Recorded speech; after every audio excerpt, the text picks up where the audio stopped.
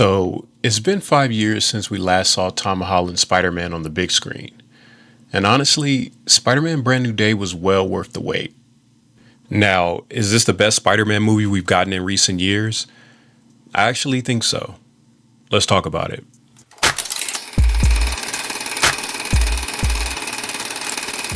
The movie's not perfect by any means, but it didn't need to be. Its most important job was establishing a new chapter for this version of Peter Parker after the events of No Way Home, and for the most part it succeeds. Before we get into what worked and what could have been better, this review will include some spoilers. But for anyone who needs a quick refresher, Brand New Day takes place 4 years after No Way Home. Because of Doctor Strange's spell, the entire world has forgotten who Peter Parker is. The Peter we meet in this film is lonely, isolated, and almost completely focused on fighting crime as Spider-Man. But when a powerful new threat emerges, Peter is forced to reconnect with the people and the life he has tried to leave behind. So that's a quick version of the movie. Now let's talk about what worked. The film absolutely delivered when it came to giving us a Spider-Man who was finally operating on his own. Ever since Tom Holland was introduced in the MCU, one of the biggest complaints about his version of this character was that he relied too heavily on the heroes around him, specifically Tony Stark. But this time around, Peter no longer has another Avenger immediately available to guide him, rescue him, or even give him all the answers. And for the first time, this version of Peter truly feels responsible for carrying the weight of Spider-Man by himself. He's making his own decisions, dealing with his own mistakes, and trying to survive without the support system he once had. That isolation has always been an important part of Spider-Man, and it works extremely well here. Now, the Stark influence has not disappeared completely. Peter still uses advanced technology, including a fabricator to create his suit and gadgets, along with an artificial intelligence system built into his suit. So yes, there is still some Tony Stark vibes. The difference is that these tools now feel like resources Peter has to understand and manage himself, rather than technology Tony is using to guide or protect him. At this point, I've also accepted that advanced technology is simply going to remain part of this version of Spider-Man. And as the movie continued, I didn't mind it nearly as much as I expected to. The film also does a good job introducing several classic villains and giving us a few recognizable cameos. Most of them don't receive much screen time, but their appearances help make New York feel like a fully established Spider-Man world. It feels like Peter has been building his own history with criminals and supervillains outside of the Avengers, which is something I wanted to see more of from this version of the character. Now, if you've seen the trailers, then you already know Jon Bernthal returns as the Punisher. Unlike some of the other characters who appear, Frank Castle actually plays an important role in the story. I was already excited to see Bernthal return, but also liked that the Punisher was not included just for fan service. Frank's violent methods directly challenge Peter's beliefs, giving Spider-Man someone who forces him to defend what kind of hero he wants to be. Spider-Man's street-level partnership with Detective Jean DeWolf was also cool to see. It gave Peter a connection to law enforcement that feels familiar from the comics and animated series, without really making him feel like he's simply working for the police. I was especially curious about how the movie would handle Peter's relationship with MJ and Ned. These are two of the most important people in his life, but neither of them remember who he is. For the most part, I thought the movie handled that situation well. Every scene between Peter and MJ carries the painful emotional imbalance. Peter remembers the relationship they spent 2 movies building, while MJ is standing across from someone she genuinely believes is a stranger. And as the audience, we understand what both of them lost, even though only Peter remembers that the relationship ever existed.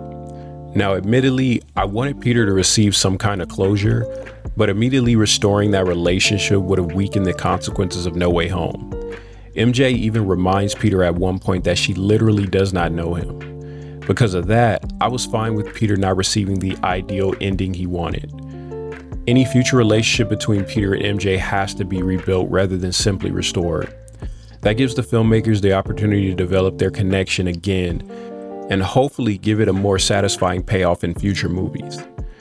Now, Peter's relationship with Ned receives less attention, but considering how much the movie is already balancing, I didn't really mind that dynamic taking a backseat. The ending also leaves enough room for Ned to become much more important moving forward. Something else that we saw from the trailer was the appearance of the Hulk, and not just the calmer, more controlled version we have been seeing recently. This is closer to the powerful, dangerous Hulk that a lot of fans have been asking to see again in the MCU. I enjoyed that direction, but I hope Marvel treats it as a lasting change for the character rather than something created only for this movie. Now, when it comes to the main threat, the film does not really have a traditional central villain. Instead, Jean Grey functions as the primary opposing force for much of the story. This movie gives us the first major introduction of a classic X-Men character, with Sadie Sink playing Jean. I thought she did a good job portraying a younger version of Jean who doesn't fully understand or control what she is capable of. Once her motives become clear, her actions feel understandable, even when they place her directly in conflict with Peter. Since Marvel decided to introduce Jean Grey in a Spider-Man movie, I hope this is followed up by the introduction of more X-Men characters throughout future MCU projects.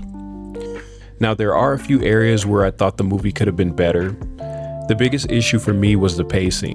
The story moves between Peter's personal life, his relationship with MJ and Ned, Jean Grey's introduction, the Punisher, the Hulk, the classic villain cameos, and the mutation Peter begins experiencing.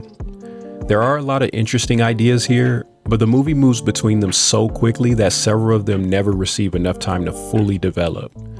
The mutation storyline was especially interesting, but I don't think the movie explored it deeply enough. The film attempts to connect Peter's physical changes to what he's experiencing emotionally, but the concept still left me with more questions than answers. I understand that some of those questions are intentionally being saved for future movies. However, there were moments when Brand New Day felt more focused on planting seeds for future stories than fully developing the story happening in front of us. The movie is clearly trying to establish several directions for a new trilogy, but I would have preferred a slightly more focused story with fewer competing plot lines. Despite those issues though, the positives outweighed the negatives for me. Brand New Day gives Tom Holland's Spider-Man a more independent identity.